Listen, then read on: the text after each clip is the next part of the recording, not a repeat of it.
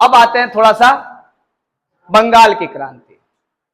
ये है, यहां पे शुरुआत करते हैं कि बंगाल में क्या होगा। तो हमने तो महाराष्ट्र देख लिया, यानी एक इस साइड में और दूसरा इस साइड में। पहले इधर हो गया, अब इधर देखते हैं। यहां कहता है कि क्रांतिकारी गतिविधियों की शुरुआत करने वाला कौन थे लोग, यानी भद्र लोग के समाज के लोग। अब यहां शुरुआती है, एक संस्था बना। देखिए, कहीं भी क्रांतिकारी घटना घटेगा तो कहीं ना कहीं तो कुछ पहले संस्था बनेगा, फिर संस्था में लोग जुड़ेंगे, फिर उसके बाद कोई घटना का अंजाम दिया जाएगा। यहां पे देखिए, कहा जाता है कि 1902 में ज्ञानेंद्र नाथ बासु द्वारा, कहां पे जी, मिदनापुर। मिदनापुर बहुत फेमस है। ये बताइए, मीर कासिम ने अंग्रेजों को क्या कह दिया था? वर्धमान, चटगांव और मिदनापुर। तो भाई मिदनापुर में गठित किया गया कौन सा समिति? अनुशीलन समिति। पक्का ना? ये क्या थी? बंगाल की पहली क्रांतिकारी। अब बात करता है, होता है कि भाई अनुशीलन समिति मिदनापुर में बना था, तो कलकत्ता में इस समिति का गठन किसने किया था? देखिए, यहां कलकत्ता में है, तो यहां पे कहता है पी मित्रा को श्रेय जाता है अनुशीलन समिति का कलकत्ता में गठन करने का। इनका बस एक ही उद्देश्य था, तुम मेरा खून लोगे तो हम तुम्हारा खून लेंगे, है ना जी, खून के बदले खून। हाँ जी। अब आते हैं, अब नायक लोग जुड़ना शुरू हुए। जैसे कलकत्ता में अनुशीलन समिति के जो प्रमुख सदस्य थे, वारिंद्र कुमार घोष और एक थे भूपेंद्र नाथ दत्त। ठीक, इनका काफी योगदान रहा। देखिए, अगर आप ये लेसन पढ़ रहे हैं ना, तो दो तीन चीज आपको याद रखना पड़ेगा। पहला कि क्रांतिकारी संस्था कौन थी और इसके संस्थापक कौन थे। दूसरा कि क्रांतिकारियों के लिए, मतलब राष्ट्रीय भावना को जगाने के लिए इन्होंने कौन कौन सा पुस्तक निकाला, पत्रिका निकाला, जिसके माध्यम से लोगों को बताया कि आपको ऐसे करना है। तो चलिए आते हैं, जैसे कि यहां पे अब एक और संस्था बना जिसका नाम रखा गया क्या? युगांतर। युगांतर बनाने वाले असली वही दो लोग थे, वारिंद्र कुमार घोष और भूपेंद्र नाथ दत्त। अब यहां पे देखिए, बना कब? 1906 में। युगांतर नाम का संस्था बनाए, युगांतर नाम का पत्रिका बनाए। यह पत्रिका क्या थी? साप्ताहिकी थी। अब इसमें इसी पत्रिका के माध्यम से क्रांतिकारी विचारों को क्या किया जा रहा था? फैलाया जा रहा था। आगे देखिए, जो वारिंद्र कुमार घोष हैं, वह असल में अरविंद घोष के क्या थे? भाई। और वारिंद्र कुमार घोष ने एक पत्रिका निकाला था जिसका नाम था भवानी मंदिर। कुछ दिन पहले हम पूछे थे, भवानी मंदिर, याद आया? चलिए, एक और किताब निकाले थे, वर्तमान रणनीति। अगर हम एक चीज बताएं, अगर भवानी मंदिर का क्वेश्चन आ जाता ना, तो भले 80% लोग सही करते हैं, लेकिन वर्तमान अगर रणनीति आ जाता ना, तो उसमें 10% लोग करता है, क्या कि बहुत कम जगह नाम दिया रहता है। अब यहां पे एक और किताब है, संध्या पत्रिका है, किताब नहीं है। और इस पत्रिका का प्रकाशन किसने किया था? ब्रह्म बांधव उपाध्याय ने।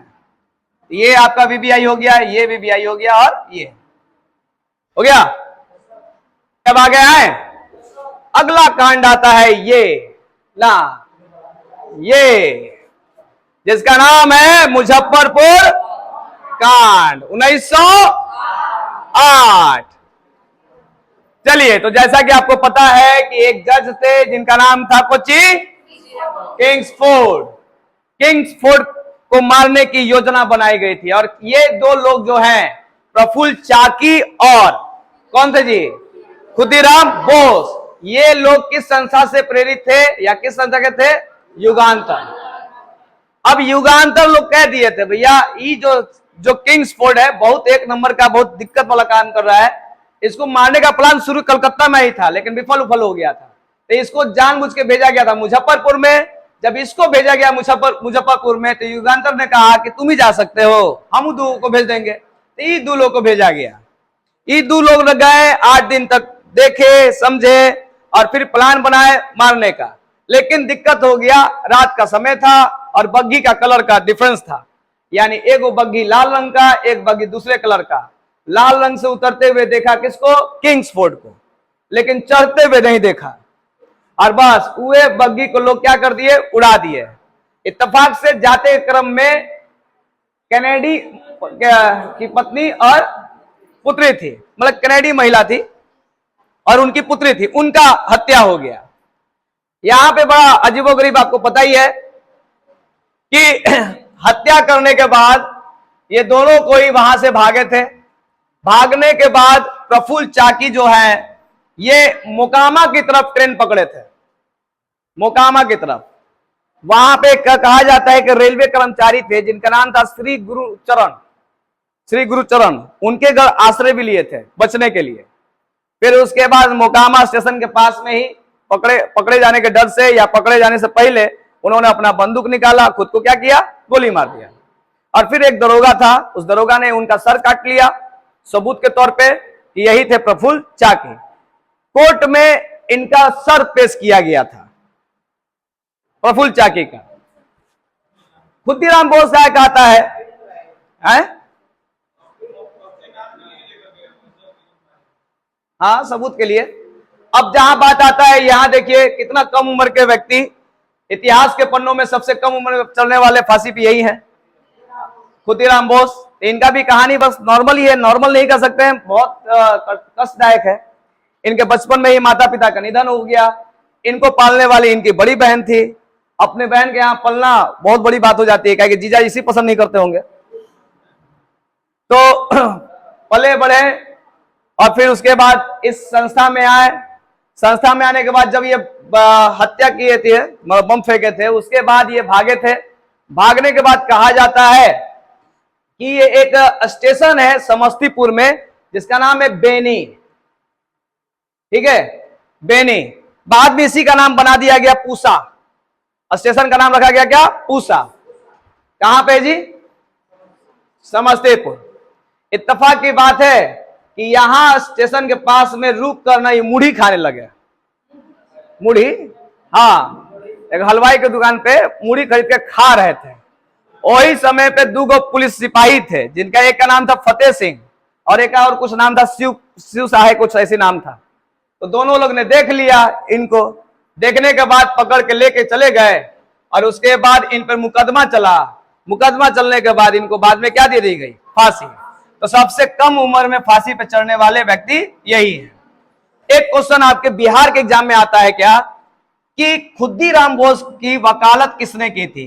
कालिदास वसु, ठीक है।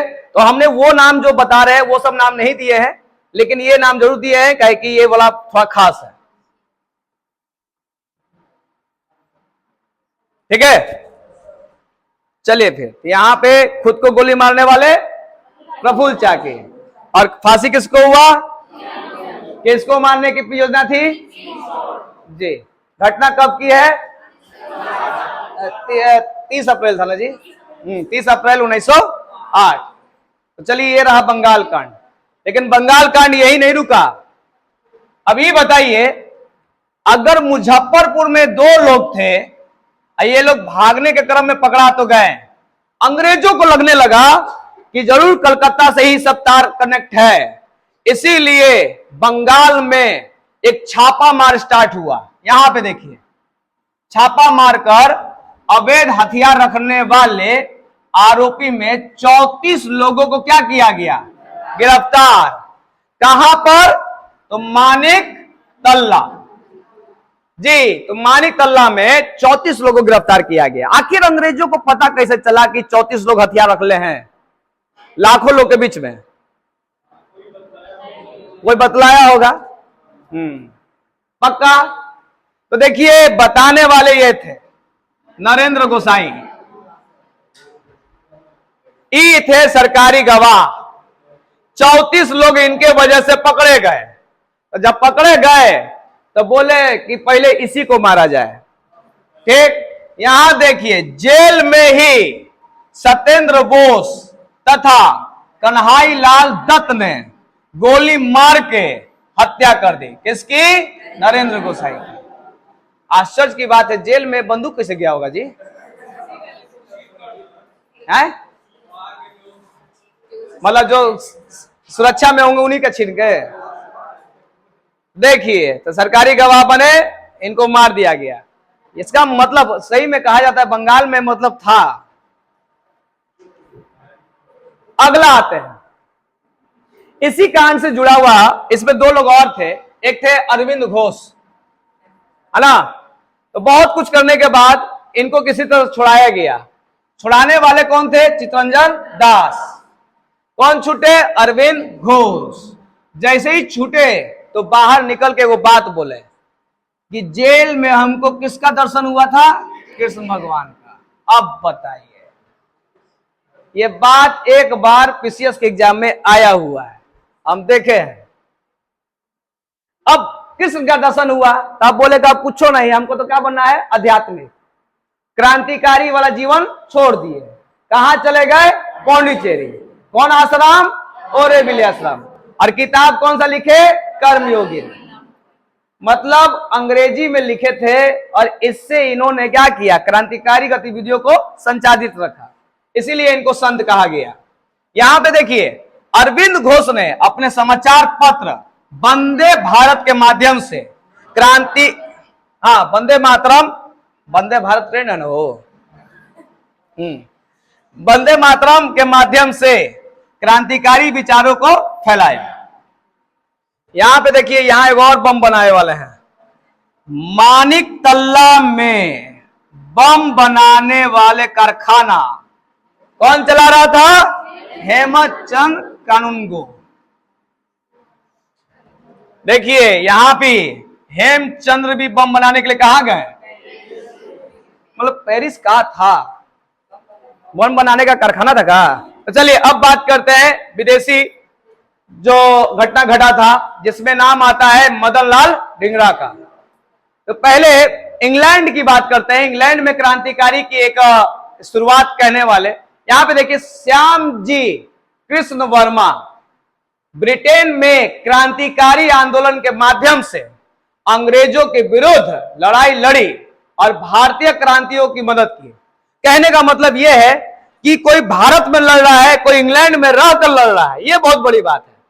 इंग्लैंड में स्थित घर को इन्होंने क्या नाम दिया था? India house. और इंडिया हाउस में जाने लगे थे कौन? मदन लाल धिंगरा। मदन लाल धिंगरा थे कौन? तो वाइली कर्जन के फ्रेंड थे, उनके बेटा। समझ में आया? अच्छा, यहां पे और भी आते हैं। श्याम जी वर्मा ने 1905 में लंदन में इंडियन होम रूल सोसाइटी की स्थापना की।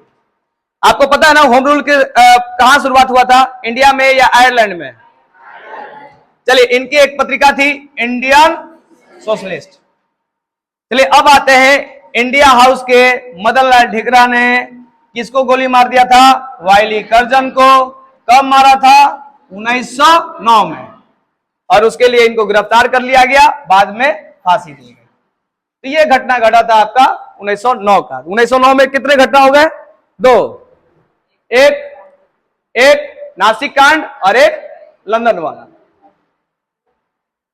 चलिए, इनका नाम जानते हैं आप लोग? क्या?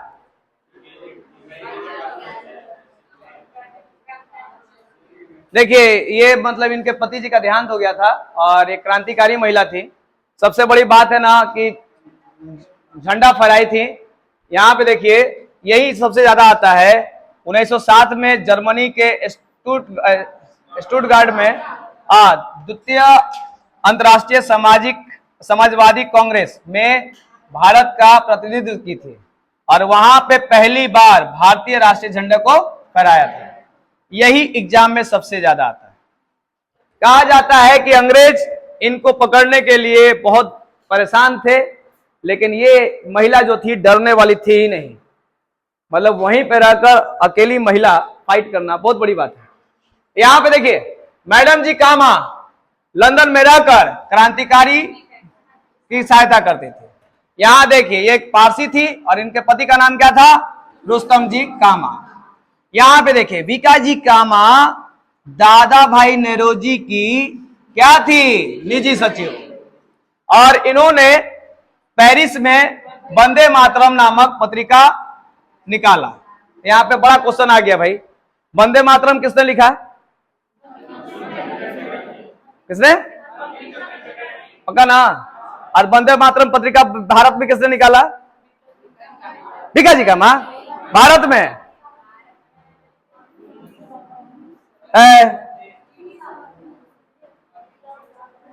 अरविंद घोष।